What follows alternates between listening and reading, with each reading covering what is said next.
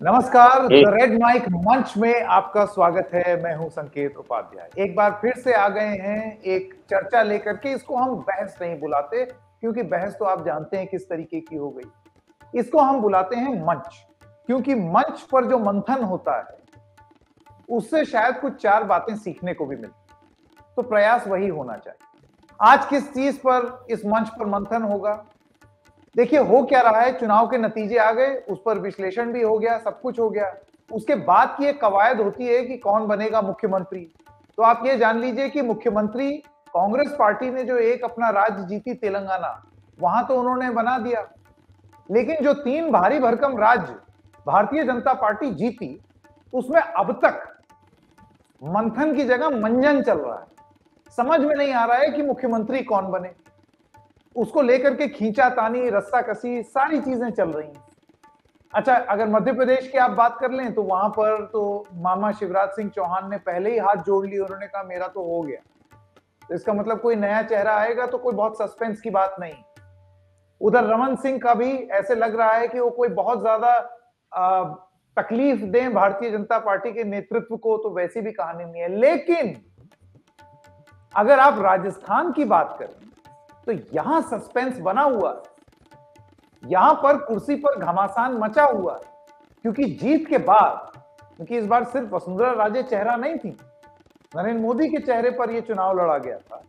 तो अब मुख्यमंत्री कौन बने, मोदी खेमे का कोई बने, केंद्र नेतृत्व तय करे या वसुंधरा राजे ही बने, यह सस्पेंस बना हुआ। और यह सस्पेंस और ज्यादा आज इसलिए गहरा गया क्योंकि आरोप जरा देखिए, आरोप लगे। और ये हंसराज मीणा जी हैं, एक विधायक, उनके पिताजी, उन्होंने आरोप लगाया कि वसुंधरा राजे के बेटे विधायकों की बाड़ेबंदी कर रहे हैं, उनको एक रिजॉर्ट में ले जा रहे हैं। तो ये कैसा चुनाव जीता कि मुख्यमंत्री के चयन से पहले बाड़ेबंदी और रिजॉर्ट पॉलिटिक्स शुरू हो गई। इस बीच वसुंधरा राजे दिल्ली में हैं, उनकी मीटिंग होगी और संभवतः भारतीय जनता पार्टी एक फैसला लेगी। वो कोई महंत होगा, बाबा होगा, या फिर ये राजे का राज रहेगा। इस चीज पर सस्पेंस राजस्थान में कम से कम अभी भी बना हुआ है। वसुंधरा जी क्या चाहती हैं, उनके दिल में क्या है, उनके मन की बात क्या है, ये राजस्थान का राज, राजे और उनका राज क्या होगा, सीएम पर घमासान क्या है, वसुंधरा का प्लान, ये आज की हमारी मंच पर मंथन होगी। मैं स्वागत करना चाहता हूं हमारे मेहमानों का। अदिति फडणीस जी कंट्रीब्यूटिंग एडिटर हैं बिजनेस स्टैंडर्ड की, आपका बहुत बहुत स्वागत अदिति जी। आलोक वत्स जी भारतीय जनता पार्टी के नेता हैं, हमारे साथ जुड़े हुए हैं। डॉक्टर पूजा त्रिपाठी कांग्रेस पार्टी की प्रवक्ता, आपका बहुत बहुत स्वागत डॉक्टर त्रिपाठी हमारे साथ जुड़ने के लिए। तबीना अंजुम वरिष्ठ पत्रकार राजस्थान में बैठी हैं और ये पूरा घमासान बैठ करके देख रही हैं। बाड़ेबंदी की बात से डॉक्टर अंजुम जो हैं वो खासी परिचित भी हैं, क्योंकि अभी कुछ साल पहले ये हुआ था, किसी और पार्टी में हो रहा था, आज इधर हो रहा है। आइए ये चर्चा शुरू करते हैं। सबसे पहले तबीना जी आप ही से शुरू करते हैं, ये हो क्या रहा है आपके राज में? हाय संकेत, सबको मेरा हेलो। बिल्कुल वही हो रहा है, कुछ भी हम कुछ भी सरप्राइजिंग नहीं है। ये सब जहाँ पर भी जहाँ पे भी टाइम लगता है सीएम बनने में, जो अभी रिवाज है कुछ सालों से बाराबंदी का, तो वो यहाँ भी हो रहा है। और राजस्थान कुछ रिसोर्ट पॉलिटिक्स के लिए बिल्कुल भी नया नहीं है। पिछले 5 साल में 3 बार ऐसे रिसोर्ट पॉलिटिक्स हमने देखे, जहाँ पे 2 बार तो राजस्थान के कांग्रेस के एमएलए थे वन, और कभी कर्नाटक के आ रहे, कभी से आ रहे। पर इस बार बड़ा इंटरेस्टिंग हुआ है, एक एमएलए हैं जो किशनगंज कॉन्स्टिट्यूएंसी के एमएलए हैं, उनका नाम है ललित मीणा। ललित मीणा उनका नाम है, वो अभी एमएलए बने हैं।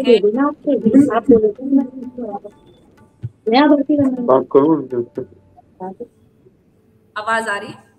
जी जी आ रही है, बोलिए।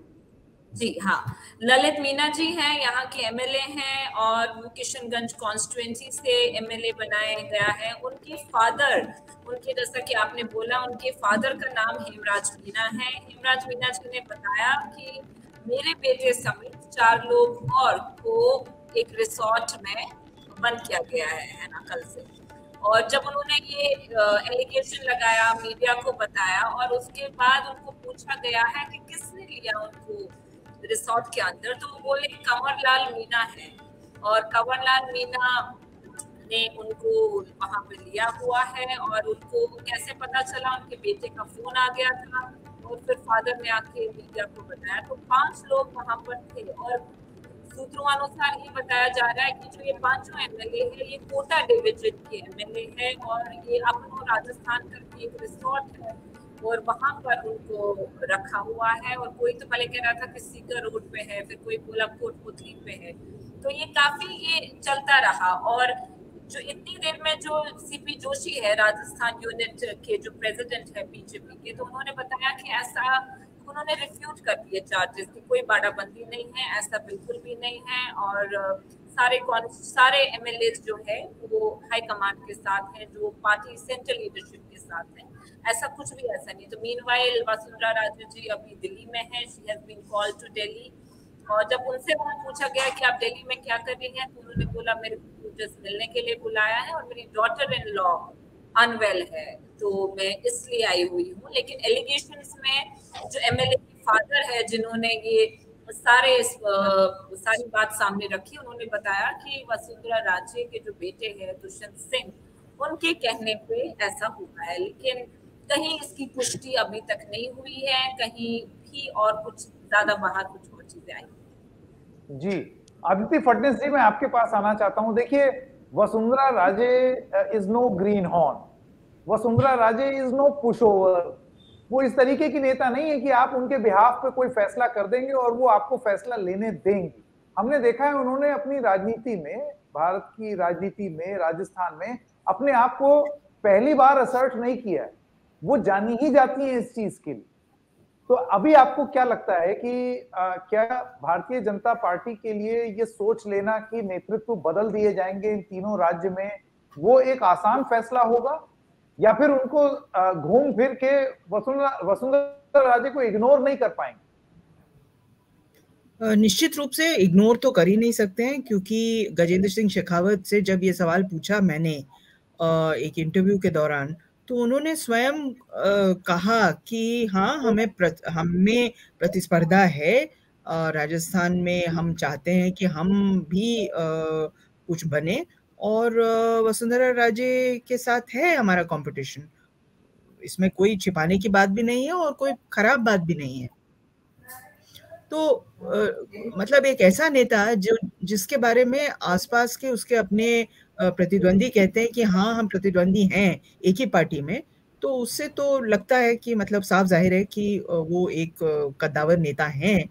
और अगर आप उनको धकेलने की कोशिश करेंगे तो वो धकेली नहीं जाएंगी, वो ये एक तरह से स्थापित कर रही हैं। और इसमें भी कोई शक नहीं है कि उनके कार्यकाल के दौरान जो जिस तरह की स्कीम्स उन्होंने लागू की, उसका कुछ अंश अब भी कांग्रेस के साथ भी मतलब है। कांग्रेस ने उन स्कीमों को संवारा, उनको ठीक किया, उनको, लेकिन मूल रूप से वो वसुंधरा राजे की ही स्कीम थी, भामाशाह स्कीम उदाहरण के तौर पर, जो कि काफी मशहूर हो गई थी उस समय। तो और इसमें भी कोई शक नहीं है कि वसुंधरा राजे के कार्यकाल में ही 2013 में भाजपा का सबसे फैंटास्टिक प्रदर्शन हुआ। मेरे ख्याल से उनको 162 या 63 सीटें उनकी आई थी उस समय। तो अगर आप ऐसे मुख्यमंत्री को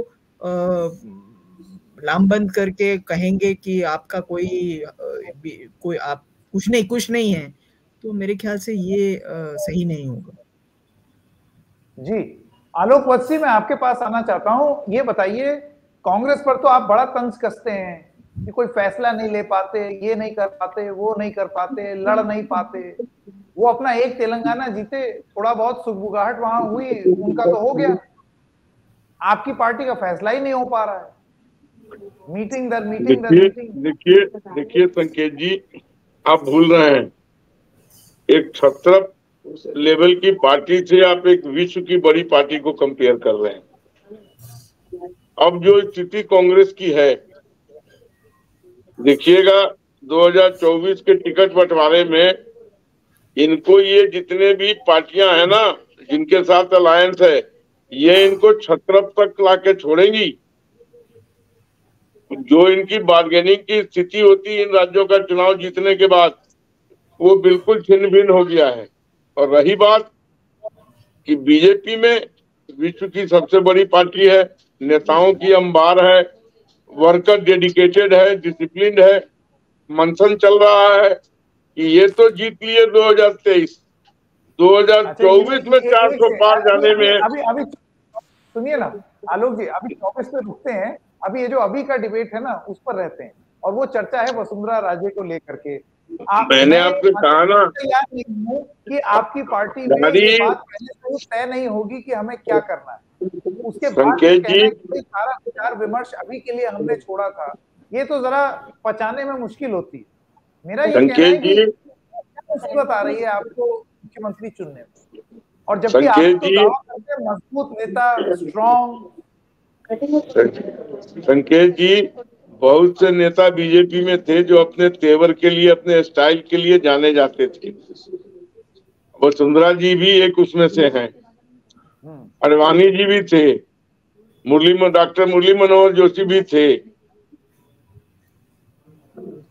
कल्याण सिंह जी भी थे। ऐसे बहुत से लोग हैं जो अपने तेवर के लिए जाने जाते थे और अपने तरीके से चीजों को स्थापित कराना जानते थे। लेकिन समय और काल चक्र बहुत बड़ा होता है। लोग, आपने देखा कि विधानसभा के चुनाव में भी उनको फोर्स रनर नहीं बनने दिया बीजेपी ने, लेकिन साथ में रही वो और सारी चीजों में उन्होंने सपोर्ट करके बनी। ठीक है, उनके मन में एक लालसा होगी कि हम मुख्यमंत्री बने, ये सबके अंदर होती है। तो अभी क्या राजनीति करता है कोई, तो कोई बड़ा पद पाने की जरूर चेष्टा। जी लेकिन लोग जब एक बार पहले जो भी पार्टी फैसला करेगी, मैं अभी आपको बता रहा हूँ, बीजेपी हाल फिलहाल में is known to spring surprises. आपको उम्मीद थी कि केंद्रीय मंत्री जाके एमएलए का चुनाव लड़ लेगा और उसके बाद रिजाइन कर देगा कैबिनेट से? क्या आपको ऐसी उम्मीद थी कभी भी? तो BJP is known for giving surprises, और आप सरप्राइज के लिए तैयार रहिए। लेकिन जो कुछ भी कवायद होगी vis-a-vis राजस्थान, मध्य प्रदेश और Chhattisgarh, 2024 will always be at the back of the mind when forming the government. जानबूझ के मैं सिंहासन 24 की चर्चा नहीं कर रहा हूं, क्योंकि वो क्या है कि वक्त सीमित रहता है। लेकिन अगर हम अभी की ही बात करें, मुख्यमंत्री के चयन को लेकर के, जीत के इतने दिन बाद फैसला ना ले पाना, क्या ये अपने आप में एक मजबूरी नहीं दिखाता है केंद्रीय नेतृत्व की? डॉक्टर पूजा त्रिपाठी, आज भले ही चुनावी नतीजों पर बीजेपी ने आप पर बहुत मजाक उड़ाया हो, तंज कसा हो, लेकिन क्या ये आप इसको आप किस तरीके से देखती? और खास तौर से राजस्थान जी, से पहले मैं शुरू करूं, आप सबको रेड माइक के लिए मैं बहुत बधाई देना चाहूंगी। नाउम्मीदियों के दौर में सच के साथ खड़ा रहना भी एक मुश्किल काम है, उसके लिए प्लीज आप सब मेरी बधाई स्वीकार करें।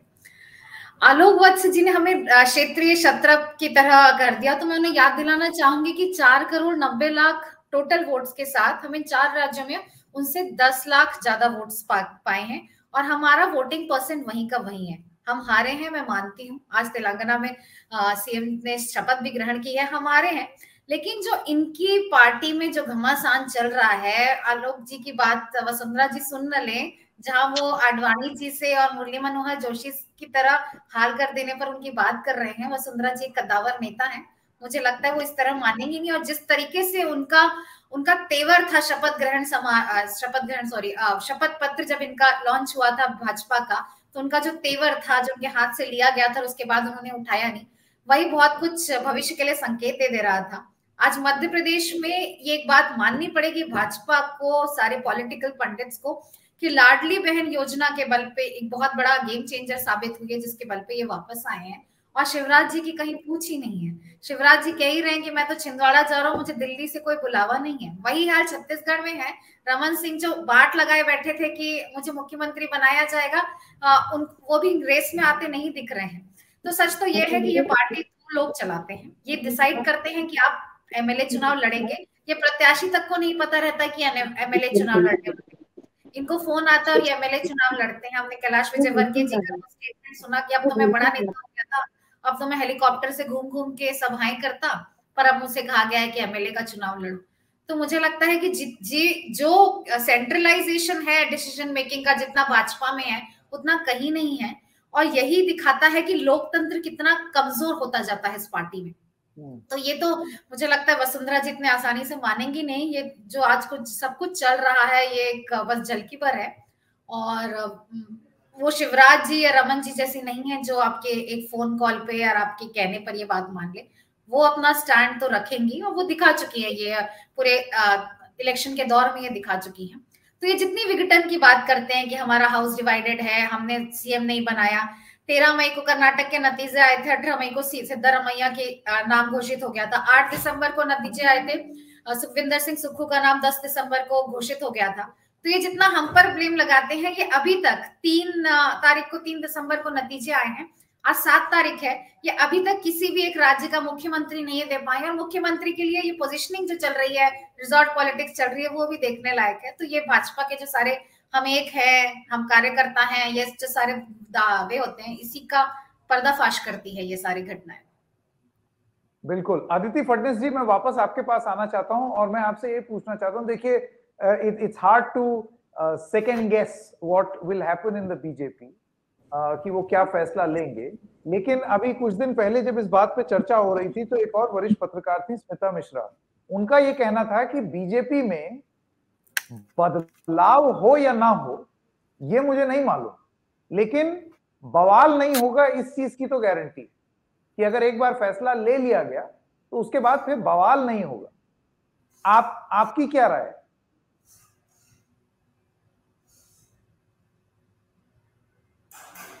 आदित्य जी माइक अनम्यूट करें। इतिहास हमें बताता है कि बवाल तो भाजपा में भी हुआ है। बवाल सिद्धरामैया जी ने भी किया था, येदियुरप्पा जी ने भी किया था, बवाल केशुभाई पटेल ने भी किया था। उसका हश्र क्या हुआ था वो दूसरी बात है, लेकिन नुकसान तो भाजपा को हुआ था। ये सारे बवाल उस समय एक तरह से स्ट्रेटेजिक तौर पर असेंबली चुनाव के पहले हुए थे। अब लोकसभा का चुनाव हमारे सामने है और हो सकता है कि उसमें अगर बवाल होता है तो उसमें नुकसान हो, उसका खमियाजा भाजपा को लोकसभा चुनाव में भुगतना पड़े। लेकिन बहरहाल इसमें भी कोई शक नहीं है कि भाजपा एक तरह से इतनी जल्दी इतनी बड़ी हो गई है कि मैं तुलना करना चाहूंगी कंपनी से। अगर बहुत ज्यादा आप चारों तरफ मतलब एक्सपैंड करते हैं तो उससे नुकसान भी हो जाता है कई बार। तो सबसे बड़ी बात ये है कि अगर आप कुछ लोगों में अपना ट्रस्ट, कुछ लोगों में अपना विश्वास नहीं रखते हैं और उनको एक तरह से तटस्थ करके गंगा में बहा देते हैं, तो उससे लोगों के सामने अपना मैसेज भी जाता है कि वरिष्ठ नेताओं का भाजपा आदर नहीं करती है। तो ये एक बहुत खराब मैसेज है और मुझे लगता है कि वसुंधरा राजे के संदर्भ में अगर ऐसा करेंगे तो नुकसान कहीं ना कहीं भुगतना पड़ेगा। डॉक्टर तबीना अंजुम, आपको लगता है कि ये बीजेपी के लिए एक आसान फैसला नहीं होगा? बदलाव और बवाल वाली बात एक बार साइड में भी रख दें, और इसी वजह से समय लग रहा है, इसी वजह से ये समय भी लिया जा रहा है। आई थिंक इसको थोड़ा क्रोनोलॉजी में देखना चाहिए। जिस दिन भाजपा की जीत हुई तो वसुंधरा राजे का एक क्विक रिएक्शन आया। She called upon all the press को अपने घर पे बुलाया और उनका she was confident and her body language was little different. Those who know her, who have covered her, been with her, थोड़ा सा different body language था, but she asserted कि नहीं, whatever will happen, the party comes first. She thanked Narendra Modi को thank you बोला, अपने JP Nadda को बोला, अपने पार्टी के सारे और अमित शाह 3 लोगों को she said thank you, and then she बोला कि अब जो आगे होगा वो पार्टी डिसाइड करेगी, and दैट्स इट। उसके बाद जब हमने उनसे और सवाल पूछे तो उन्होंने बोला ऑफ द माइक पे बात करूंगी, और ऑफ द माइक पे भी कुछ इस तरीके का कुछ मरमर या कुछ गॉसिप जो एक जर्नलिस्ट एक्सपेक्ट करता है कि ठीक है अभी कैमरा हट गए, now we will talk to you. नहीं, उन्होंने कोई इस तरीके की बात नहीं करी। पहला तो वो हुआ संडे को, मंडे ट्यूसडे 2 दिन लगातार उनके घर पे आना जाना रहा एमएलए का। 50 से ज्यादा एमएलए वहां पर आए, और जरूरी नहीं है कि उन्हीं के कैंप से है, बीजेपी से है, पर क्योंकि वो स्टॉलवॉर्ट लीडर है बीजेपी की, और जहां फ्रंट रनर्स में अभी भी उनका नाम बहुत आगे है, और उनको लगा कहीं ना कहीं वो उनको कोई बधाई देने गया, कोई थैंक यू देने गया, क्योंकि उनका कहना है कि 50-51 के वो कैंपेनिंग में काफी उन्होंने हेल्प करी है, उनके कॉन्स्टिट्यूएंसीज में हो गई है। तो हम जब घर के बाहर खड़े थे, हमने कई एमएलए को निकलते हुए देखा, तो उन्होंने सिर्फ इतना बोला, अंदर और भी एमएलए, हम तो बस धन्यवाद देने आए हैं, उनका आशीर्वाद हम पे था। तो ये एमएलए का ऑन रिकॉर्ड है, सब जगह ये चीज है। तो ये बोला, ये 2 दिन ये लगातार चलता रहा, और उसके बाद फिर कल जो अपन ने ये सारा सुना, कल और आज की ये शायद बाड़ाबंदी हो रही है, इसकी पुष्टि प्रॉपर नहीं हो पाई, क्योंकि मुझे नहीं लगता कि वसुंधरा राजे इस लेवल पे, इस टाइम पे इतना बड़ा रिस्क लेंगी बाड़ाबंदी का। She is a mature politician, she is a 2 times chief minister Rajasthan में, जैसे अदिति जी बता रही थी 165 सीट से वो जीत के आई है, और जब भी उनके सामने भाजपा गई है तो बहुत रिस्पेक्टफुल हार से गई है। तो मुझे नहीं लगता कि नोइंग कि उनका जो पार्टी लीडरशिप है, सेंट्रल लीडरशिप है, इसके रिपरकशंस क्या होंगे, उनके आगे करियर का व्हाट नेक्स्ट। उनका जो बेटा है, he is a sitting MP. I don't think कि ये इमैच्योर हरकत, ये पावर एक्सर्ट करने के लिए जो ये बाड़ाबंदी वाला जो चीज चल रहा है, इसमें कुछ बहुत ज्यादा रोल होगा, क्योंकि आर्म ट्विस्टिंग करना, अपनी चीज को एक्सर्ट करना, उनका राइट भी बनता है। She has been there, I mean she is the stalwart leader, वो सारे कम्युनिटीज को साथ में लेती है, पर कहीं ना कहीं she knows her limitations also. और जबकि वही बात जो मैंने आपके लास्ट शो में बोली थी कि इनकी बीजेपी में यहाँ बहुत ज्यादा इनफाइटिंग था, लेकिन लास्ट में उन्होंने एकदम जो इलेक्शन कैंपेनिंग जो था उसमें वो कहीं बहुत ज्यादा नजर नहीं आया। आई मीन, तो जब उन्होंने इतना सब कुछ किया तो आई मीन, लेकिन हाँ, उनका दिल्ली बुलाना अचानक से। आपको एक और बात याद दिलाना चाहूंगी, 2020 जब कांग्रेस का यहाँ रेबेलियन हुआ था, सचिन पायलट वाले ग्रुप का, और वो दिल्ली गए थे, और वो कहीं दिन तक वो रेबेलियन चलता रहा। लास्ट में वो रेबेलियन तभी खत्म हुआ था जब वसुंधरा राजे दिल्ली जाके अमित शाह जी से मिली थी। I mean, that was over.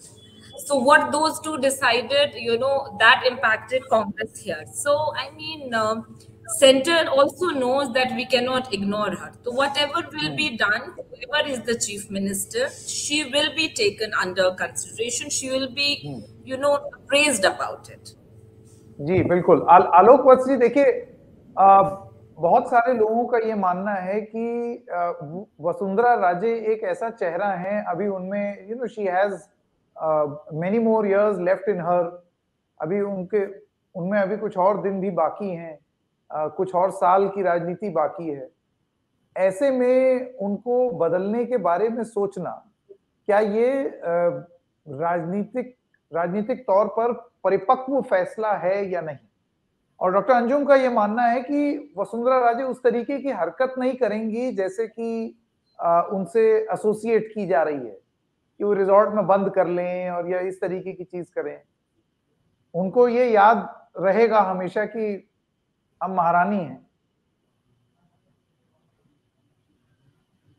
Unmute कर लीजिए आलोक जी, अनम्यूट कर लें अपने आप को। हाँ, वही कर रहा हूँ। हो गया, बताइए। तो उनसे यही कहना है कि देखिए, अभी किसने कहा कि वसुंधरा राजे रेस में नहीं है? अभी तो कवायद चल रही है, अभी लोग अटकलें लगा रहे हैं, but she is very much in the race. ये किसने कहा कि वो रेस में नहीं है? लेकिन अंतोगत्वा फैसला पार्टी आला कमान को लेना है, और जो भी फैसला पार्टी आला कमान लेगी वो सबको मान्य होगा, और उसी के ऊपर सारी चीजें घोषित होंगी, और उसी के ऊपर कैबिनेट फॉर्मेशन।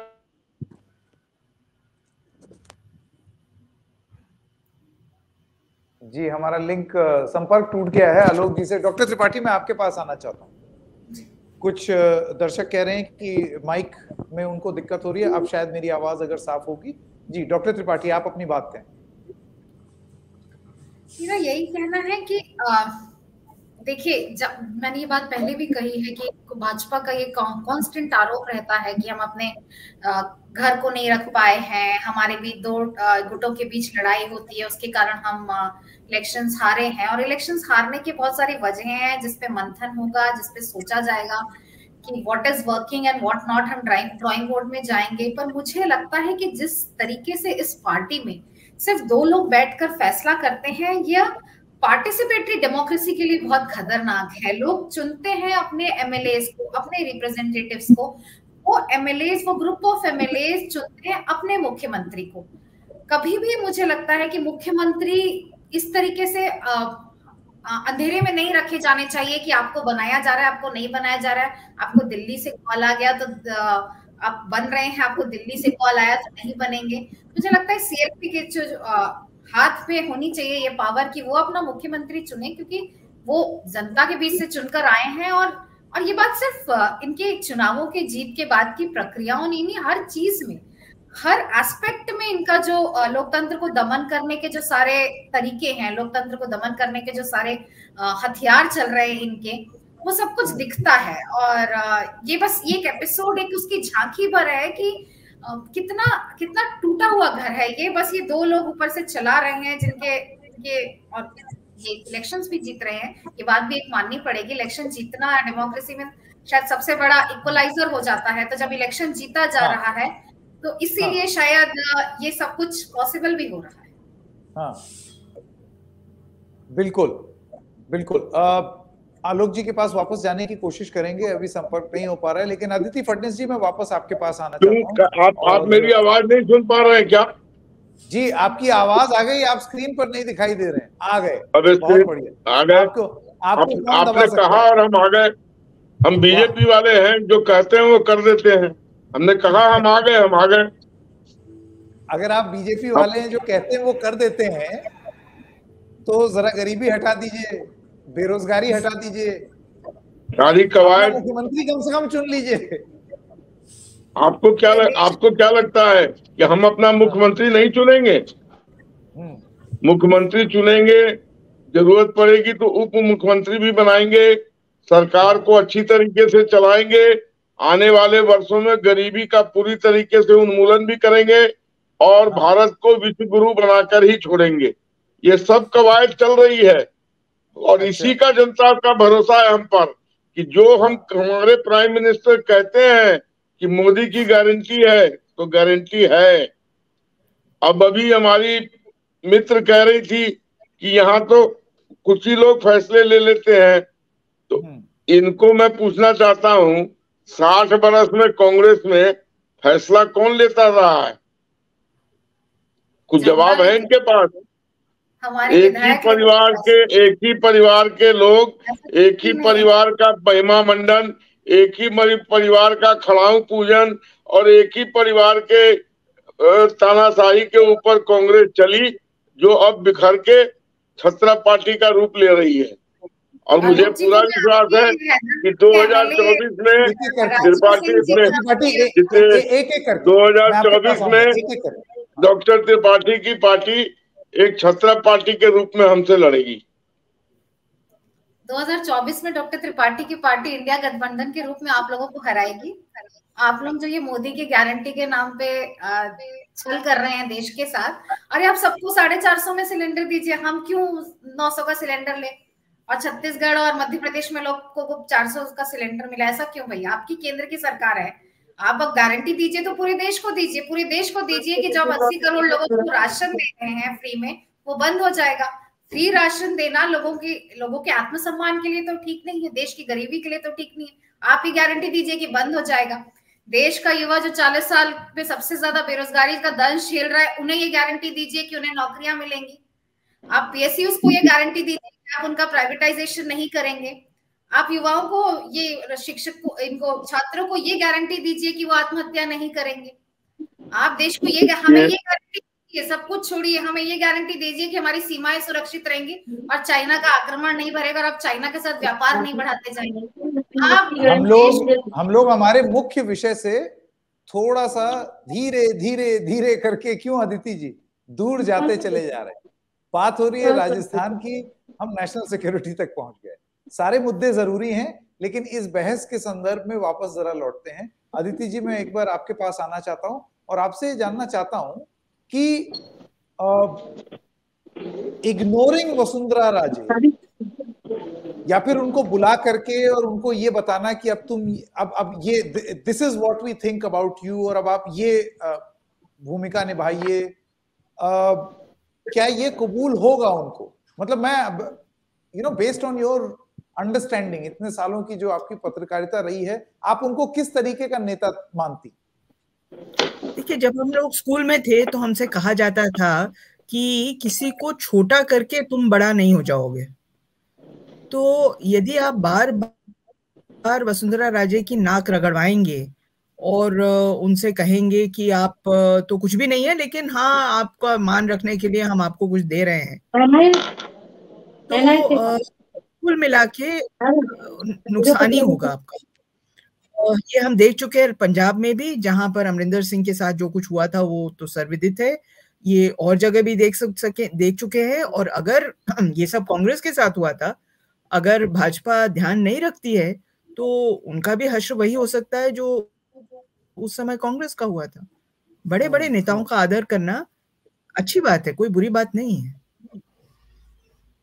जी बिल्कुल। डॉक्टर तबीना अंजुम, मैं जरा स्क्रीन पे आपको दिखा दूं, आपके प्रशंसक जो हैं वो यहाँ मैसेज कर रहे हैं, वो चाहते हैं कि आपकी बात प्रमुखता से सामने आए। जी, आपको क्या लगता है, कुछ क्लोजिंग रिमार्क्स अगर आप? I really agree what Aditi ji said, किसी को छोटा बना के कोई बड़ा, हमने भी यही पढ़ा है स्कूल में मॉरल साइंस में। I really agree what she is saying, पर अभी भी I mean एम्बिग्यूटी है ना, अभी भी कुछ पता नहीं चल रहा है यहाँ लोकली, रीजनली, स्टेट वाइज। मैं आपको बता रही हूँ पॉलिटिकल कॉरिडोर, जो हमारे दोस्त ही होते हैं, कभी कभी पॉलिटिकल लीडर्स ही होते हैं, फिर हम कहते हैं कि सोर्सेज से, तो वो लीडर्स ही डायरेक्टली अभी भी कह रहे हैं कि नोबडी नोज कि अभी भी कौन बनेगा मुख्यमंत्री। लेकिन वही अपने 3-4 जो नाम हैं जो हम सब सुन रहे हैं, उन्हीं तीनों चारों नामों पे चर्चा हो रही है। और अभी 2 दिन से अश्वनी वैष्णव के नाम पे खूब चर्चा वापस हो रही है, जो कि कुछ नाम कम हो रहे, कुछ ज्यादा हो रहे, तो 3-4 अब लास्ट में बचे। So could be a surprise और could be one of those. अभी भी कुछ भी क्लैरिटी नहीं है। जैसे आपके जो बाबा बालक नाथ हैं, उन्होंने इस्तीफा दे दिया बतौर लोकसभा सांसद, तो ये भी इस तरह आई थिंक संकेत जी तो सबको देना पड़ेगा। I think you can't assume 2 charges. I think दिया कुमारी will also दे दिया है, सबने दे दिया है ऑलरेडी। जी दे दिया उन्होंने, सबने दे दिया है। जितने लोग एमपीज थे और अब एमएलए बन गए, उन सबने इस्तीफा दे दिया। तब तक यहाँ पहला असेंबली चालू होगा, that is your first week of January. तब तक आप यहाँ पे गवर्नमेंट बना सकते हैं, सीएम रख सकते हैं, और तब तक इनके पास दे हैव टाइम, क्योंकि असेंबली चालू होने में अभी winter session there is 1 month। So जैसे हाँ, उस हिसाब से देखे तो दे हैव टाइम। ऐसा नहीं है कि बहुत ही क्विक डेडलाइन है। तो मुझे लेकिन एक सवाल, लेकिन अगर एक महीना अगर पार्टी लेगी तय करने में, तब तो आप सोचिए क्या होगा, कितने लोगों के दिल पर छुरियां चलेंगी, कितना बवाल होगा। और मैं तो कह रहा हूँ ये जो टूरिज्म फ्रेंडली राजस्थान है, इसमें रिजॉर्टों का क्या हाल होगा? अदिति जी कुछ कहना चाहेंगे? बहुत अच्छा काम किया। रिजॉर्ट्स तो यहाँ कोविड में 3-4 बार बुक रहे। तो इन द होटल्स बंद थे तब रिजॉर्ट्स ने काम किया। तो राजस्थान तो भी है ही, इट्स अ टूरिज्म। जी Aditi ji last comment. It's too early, लेकिन उसी समय हम देख रहे हैं कि कांग्रेस भी अपना मैकेनिज्म को पूरा देख रहा है। वो भी अभी कुछ मीटिंग्स हो रही है उनकी, वो अपने रिस्ट्रक्चरिंग में शायद लगे हुए हैं, कुछ वहां से भी कुछ एग्जैक्टली नहीं हो रहा। अभी ये 2 दिन से यहाँ पे गोगा मेडी जो राजपूत करनी सेना के जो चीफ, जी, वो तो बहुत ही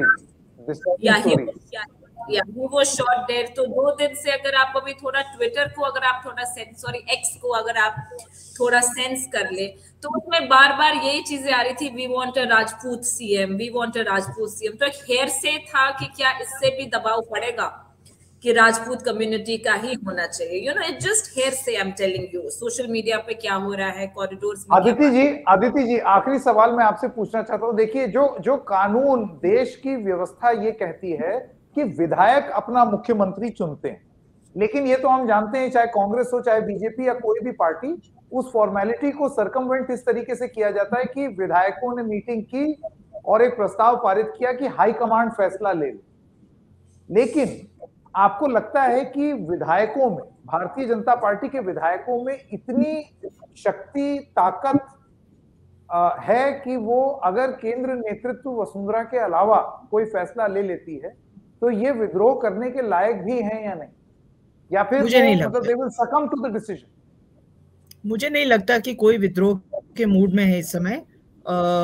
विद्रोह का कोई मतलब नहीं है इस समय। और उसके अलावा विद्रोह करके आप क्या कर लेंगे, कौन सा तीर मार लेंगे विद्रोह करके? तो हमको नहीं लगता कि विद्रोह की स्थिति आई हुई है इस समय। लोग मनाने की कोशिश में है, लोगों को समझाने की कोशिश में है। यदि आप अश्विनी वैष्णव को, जो कि जोधपुर से आते हैं, उनको बनाएंगे तो फिर गजेंद्र सिंह शेखावत को कैसे आप ओवरलुक कर सकते हैं, जो जोधपुर के ही हैं। उसके अलावा जो मतलब सरदारपुरा जो अशोक गहलोत की कॉन्स्टिट्यूंसी है, वहां से भी कोई लीडर अगर बनेगा तो अशोक गहलोत को धराशायी करने में शायद भविष्य में मदद मिल सकती है।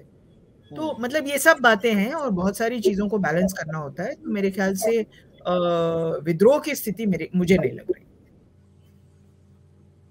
ठीक, बहुत बहुत धन्यवाद आप सबका मंच में जुड़ने के लिए। पूजा त्रिपाठी जी, आलोक वत्स, डॉक्टर अंजुम और अदिति फडणीस। राज, राजे और राज, ये राज कब खुलेगा हम देखेंगे। बहुत बहुत धन्यवाद इस मंच से जुड़ने के लिए आप सभी।